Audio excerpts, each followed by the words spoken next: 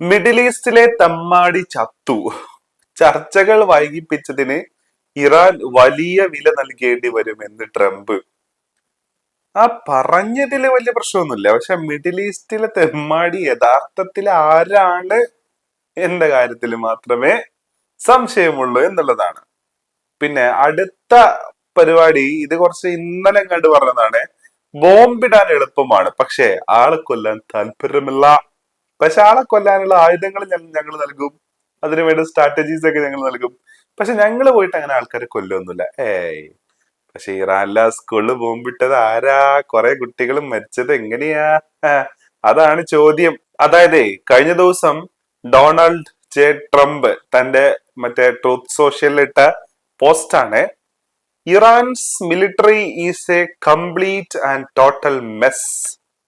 Much of it, like their navy and air force, doesn't even exist anymore. They have been completely defeated. ശരിയാ, അവർക്ക് അങ്ങനെ navy ഇല്ല, എയർഫോഴ്സും ഇല്ല. അതായത് 79 മുന്നേ അമേരിക്ക കൊടുത്തിട്ടുള്ള F-5 അങ്ങനെ ഏതോ ഒരു വിമാനം മാത്രമാണ് അവരുടെ കയ്യിലുള്ളത്.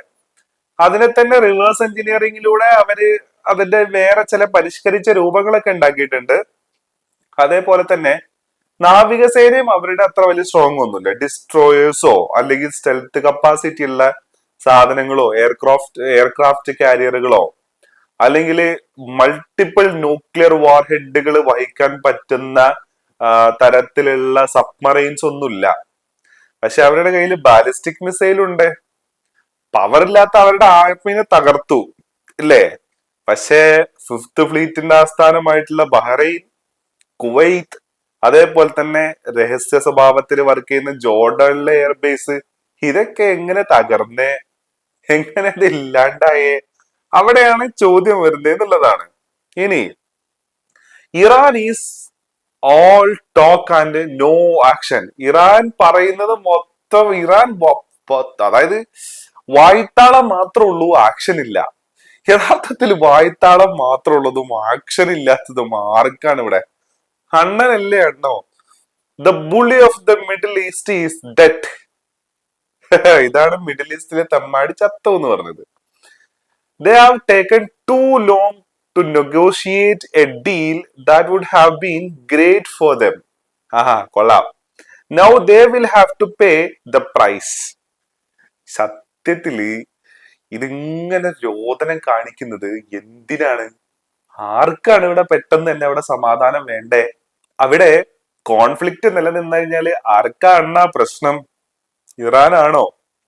അഫ്കോഴ്സ് ഇറാന് പ്രശ്നമുണ്ട്. പക്ഷേ പാകിസ്ഥാൻ കുറച്ച് അതിർത്തി അവിടെ തുറന്നു കൊടുത്തിട്ടുണ്ട്. പാകിസ്ഥാൻ നമ്മുടെ ഇന്ത്യയുടെ ചില ഭാഗങ്ങളൊക്കെ കൈയേറിയിട്ടേ പാക് ഒക്കുപ്പൈഡ് കാശ്മീർ എന്ന് പറഞ്ഞ് കയ്യിൽ വെച്ച് ചൈന ആയിട്ട് അവിടെ ഡയറക്റ്റ് അതിർത്തി ഉണ്ടാക്കി വെച്ചിട്ടുണ്ട്. അപ്പോ കുറച്ച് സാധനങ്ങളെ ആ ഗാർഗദ്വീപ് എന്നുള്ള കുറച്ച് സാധനങ്ങൾ അവര് ഈ പറയുന്ന പാകിസ്ഥാൻ വഴി പിന്നീട് കുത്തിയില്ലേ പാകിസ്ഥാൻ, ആ പാകിസ്ഥാൻ വഴി നേരെ ചൈനയിലോട്ട് കുറച്ച് സാധനങ്ങൾ അവര് കൊണ്ടുപോകുന്നുണ്ട്. നാവികോപരോധം എന്നും പറഞ്ഞ് കുറച്ച് പട്ടാളക്കാരെ പട്ടിണിക്കിട്ട് ഈ പേർഷ്യൻ ഗൾഫിൽ ഇങ്ങനെ ചുറ്റും ഇങ്ങനെ നിലനിർത്തി ഇങ്ങനെ വല വിരിച്ച് ഇട്ടോണ്ടിരുന്നോ. ആർക്ക് കുറച്ച് ക്യാരറ്റ് കഷ്ണങ്ങളും പിന്നെ കുറച്ച് ബീഫിന്റെ പോഷനും ഒക്കെ കൊടുത്തിട്ട്. അപ്പൊ ആർക്കാണ് ഇത് ഇത്ര രോക്ഷം? അല്ലേ? ആർക്കാ രോഷം കൊള്ളുന്നേ? അത് അണ്ണനാണ് ഇവിടുത്തെ ഈ സാധനങ്ങളെല്ലാം എടുത്തോണ്ട് പോവണ്ടേ നമുക്ക്? എല്ലാ ബേസും തകർന്നില്ലേ? മൊത്തം തകർന്നു, ബേസുകളൊക്കെ ഇല്ലാണ്ടായി.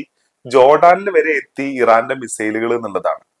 അപ്പോ ഈ ലോകത്തില് ആളുകളുടെ മാൻഡേറ്റ് മനസ്സിലാക്കാണ്ട്, അല്ലെങ്കിൽ എന്താ പറയാ, ഗുണ്ടായുസം കൊണ്ടും ആയുധബലം കൊണ്ടും ലോകത്തിനെ കീഴടക്കാം, രാജ്യങ്ങളെ കീഴടക്കാം എന്ന് പറയുന്ന ആ സിനാരിയോ ഏകദേശം മാറിയിട്ടുണ്ട്. ലോകം മൊത്തത്തിൽ ഒരു ചെയിനിൽ ഇന്റർ കണക്റ്റഡ് ആണ്. അപ്പൊ ലോകത്തിന്റെ ഒരു ഭാഗത്ത് ഉണ്ടാവുന്ന ചില പ്രശ്നങ്ങള് അത് എല്ലാ ഭാഗത്തേക്കും കണക്റ്റഡ് ആയിട്ട് പോവും എന്നുള്ളതാണ്. ഇപ്പൊ ഇറാൻ അത്ര വലിയ രാജ്യമോ അല്ലെങ്കിൽ ഇറാൻ അത്ര ഭയങ്കര സൂപ്പർ രാജ്യമൊന്നുമല്ല. അതായത് വ്യക്തി സ്വാതന്ത്ര്യത്തിന് പുല്ല് വില കൊടുക്കുന്ന രാജ്യമാണ് യഥാർത്ഥത്തിൽ ഈ പറയുന്ന ഇറാൻ എന്ന് പറയുന്നത്. അതേപോലെ തന്നെ മതകാര്യം നോക്കാൻ, എസ്പെഷ്യലി സ്ത്രീകളുടെ മതകാര്യം ഇന്ന് അവിടെ എടുത്തു പറയണം. കാരണം സ്ത്രീകൾ തട്ടമിട്ടിട്ടുണ്ടോ? ഭർത്താവിന്റെ കൂടെയാണോ പുറത്തു പോകുന്നത്? ഇജാതി പരിപാടികളൊക്കെ നോക്കാൻ വേണ്ടിയിട്ട് ഒരു മതകാര്യ പോലീസ് വരെയുള്ള അത്രയും ഒരു സൊസൈറ്റിയാണ് യഥാർത്ഥത്തിൽ ഈ ഇറാൻ എന്ന് പറയുന്നത്. അതൊന്നും ഇന്ത്യയിൽ സകല വ്യക്തി സ്വാതന്ത്ര്യങ്ങളും അനുഭവിച്ചുകൊണ്ട് പറയുന്ന ആളുകൾക്ക് അത് മനസ്സിലാക്കാൻ പറ്റത്തില്ല. അത്രയും വ്യക്തി സ്വാതന്ത്ര്യം ഇല്ലാത്ത ഒരു സ്ഥലമാണ് യഥാർത്ഥത്തിൽ ഇറാൻ എന്ന് പറയുന്നത്. 79 വിപ്ലവത്തിന് മുന്നേ ഈ ഈ ശാഭരണകൂടൊക്കെ നിലനിന്നിരുന്ന സമയത്ത് സിനിമയും പാട്ടും എല്ലാം ഉണ്ടായിരുന്ന സ്ഥലമാണത്. പക്ഷെ ഇറാൻ ഇപ്പൊ അങ്ങനെയല്ല. അപ്പൊ ആ ഒരു വിധത്തിൽ ഇറാനെ സപ്പോർട്ട് ചെയ്യാൻ പറ്റുമോ എന്ന് ചോദിച്ചു കഴിഞ്ഞാൽ ഇല്ല. പക്ഷെ എന്തുകൊണ്ട് ഇറാനെ സപ്പോർട്ട് ചെയ്യുന്നു എന്ന് ചോദിച്ചു കഴിഞ്ഞാല് ആ രാജ്യത്തൊരു മാറ്റം വരണമെന്നുണ്ടെങ്കിൽ ആ രാജ്യത്തെ ജനങ്ങൾ തീരുമാനിക്കണം, വേണ്ടേ? 79 വിപ്ലവം നടത്തി കൊമേനിയുടെ അണ്ടറിൽ ഇസ്ലാമിക് ഒരു റിപ്പബ്ലിക്കിനെ അവർ സ്ഥാപിച്ചിട്ടുണ്ടെന്നുണ്ടെങ്കിൽ ഒരു റിവേഴ്സൽ പരിപാടിയിലൂടെ അവിടെ വേറൊരു റെജീം അവിടെ വരട്ടെ. അല്ലാതെ നിങ്ങളെ ഉമ്മാക്കിയും കൊണ്ട് ലോകത്തുള്ള സകല രാജ്യങ്ങൾക്ക് മേലെയും ഈ പറയുന്ന ഉപരോധം കൊണ്ടുവന്ന് അവരെ പല തരത്തിൽ ഞെക്കിപ്പിഴിഞ്ഞ് 50%, 25% തീരുവാന്ന് പറഞ്ഞ് ലോക ഗുണ്ടയായിട്ട് വിലസുന്നത് കൊണ്ടാണ് ഇത്ര അധികം എതിർപ്പ് വരുന്നത്. അത് മാത്രമല്ല, ഗസയിലും ലെബനോനിലേക്കുള്ള സ്ത്രീകളെയും കുട്ടികളെയൊക്കെ തീരുമാനമാക്കാൻ വേണ്ടിയിട്ട് ഇസ്രായേലിന് ആയുധങ്ങൾ കൊടുക്കുകയും കൂടെ ചെയ്യുന്നു. അത് മാത്രമല്ല, ഇപ്പൊ ഈ ഫിഫ വേൾഡ് കപ്പ് നടക്കുന്ന സമയത്ത് അതിന്റെ മേജർ ആയിട്ടുള്ള ഒരു സാധനം എന്ന് പറയുന്നത് ലോകത്തെ എല്ലാവരും സമന്മാരാണ്, ന്യൂട്രലാണ്, ആർക്കും അവിടെ വരാൻ കളിക്കാം എന്നുള്ള സാഹചര്യം നിലനിൽക്കെ അമേരിക്കക്ക് മാത്രം ആ സെനഗലിൽ നിന്നുള്ള റെഫറിനെയാണ് തോന്നുന്നു, ഓർക്കുന്നില്ല, സൊമാലിയെ സെനഗൽ ഏതോ ഒരു സ്ഥലത്ത് നിന്നുള്ള കഴിഞ്ഞ പ്രാവശ്യം ബെസ്റ്റ് റെഫറി ഒക്കെ ആയിട്ടുള്ള ആ പുള്ളിനെ തിരിച്ചയച്ചു. അതേപോലെ തന്നെ പല രാജ്യങ്ങൾക്കും വിസ ഇല്ലാത്തത് കൊണ്ട് തന്നെ കളിക്കാരെ ട്രീറ്റ് ചെയ്യുന്നത് ഒരുമാതിരി കുറ്റവാളികളെ കൊണ്ടുവന്ന് ഇറക്കിയ പോലെയാണ്. അപ്പൊ ഈ ജാതി പരിപാടികൾ ചെയ്യുന്നതാണ് പ്രശ്നം. അപ്പൊ അങ്ങനെ ഞങ്ങൾ ഭയങ്കര സംഭവമാണെന്ന് കാണിച്ചിട്ട് ഉമ്മാക്കിയും കൊണ്ട് അങ്ങ് ചെന്ന് കേറിയിട്ട് മൂട്ടില് നല്ല അടി വാങ്ങിച്ചുകൊണ്ടിരിക്കുകയാണ് അമേരിക്ക എന്നുള്ളതാണ്. എന്നിട്ട് വായ്ത്താളത്തിന് എന്തെങ്കിലും കുറവുണ്ടോ എന്ന് ചോദിച്ചു കഴിഞ്ഞാല് ഒരു കുറവുമില്ല. ഖത്തറിലെ ബേസ് പോയി, കുവൈത്തിലെ ബേസ് പോയി, ബഹ്റൈനിലെ ബേസ് പോയി. ബഹ്റൈനിലേക്ക് ബേസ് എന്ന് പറയുന്നത് അമേരിക്കൻ നേവിയുടെ അല്ലെ അമേരിക്കൻ ആർമിയുടെ 5th ഫ്ലീറ്റ് ആണത്. ഫ്ലീറ്റ് എന്ന് പറഞ്ഞാല് അതിനകത്ത് ഈ പറയുന്ന വിമാനവാഹിനി കപ്പലുകൾ ഉണ്ടാവും, ഡിസ്ട്രോയേഴ്സ് ഉണ്ടാവും, അതേപോലെ തന്നെ ഫ്രൈഗേറ്റ്സ് ഉണ്ടാവും, സബ്മറൈൻസ് ഉണ്ടാവും, അതേപോലെ തന്നെ നാവികസേനയുടെ വിമാനങ്ങൾ ഉണ്ടായിരിക്കും. ഇങ്ങനത്തെ ഒരു വലിയ കോൺവോയാണ്. ആ ഫ്ലീറ്റിന്റെ ആസ്ഥാനമാണ് ബഹ്റൈൻ. അവിടെ ചെന്നിട്ടാണ് ഇറാന്റെ സൂപ്പർസോണിക് മിസൈലുകൾ പോയി പതിച്ചത്. ബഹ്റൈനില് അതേപോലെ തന്നെ വിമാനങ്ങളുടെ ആങ്കറിംഗ് സ്പോട്ടാണ് അത് യഥാർത്ഥത്തില്. ഈ പറയുന്ന ജോർഡാനില് അവിടെയും പോയി ഇറാന്റെ മിസൈല് വീണു. എന്നിട്ട് പറയാണ് ഈ പറയുന്ന മിഡിൽ ഈസ്റ്റിലെ തെമ്മാടിനെ ഞങ്ങൾ ഇല്ലാണ്ടാക്കിയെന്ന്. ഒരു ചുക്കും ചെയ്തിട്ടില്ല സത്യം പറഞ്ഞ. ഇന്ന് വരെ ഇറാന് ഇല്ലാത്ത രീതിയിലുള്ള പവർ യഥാർത്ഥത്തിൽ ആ റീജിയണിൽ ഇറാന് കിട്ടുന്ന രീതിയിലേക്ക് കാര്യങ്ങൾ മാറി. അതാണ് ഇപ്പൊ സംഭവിച്ചേ. അതായത് അണ്ടർ എസ്റ്റിമേറ്റ് ചെയ്ത് ഇറാനുമായിട്ട് ഒരു കരാറിന് ശ്രമിക്കാതിരുന്ന സൗദി അറേബ്യക്ക് അടക്കം ഇറാനുമായിട്ട് ഒരു കരാർ ഉണ്ടാക്കുന്ന ലെവലിലോട്ടും ഇറാനുമായിട്ട് അതേപോലെ തന്നെ സൗഹൃദ ബന്ധം നിലനിർത്തുന്ന രീതിയിലോട്ട് കാര്യങ്ങൾ മാറുന്ന രീതിയിലേക്ക് വന്നു. അവിടെ ഒറ്റപ്പെടാൻ വേണ്ടിയിട്ട് ഖത്തർ ഉണ്ട്, കുവൈത്ത് ഉണ്ട്, UAE ഉണ്ട്.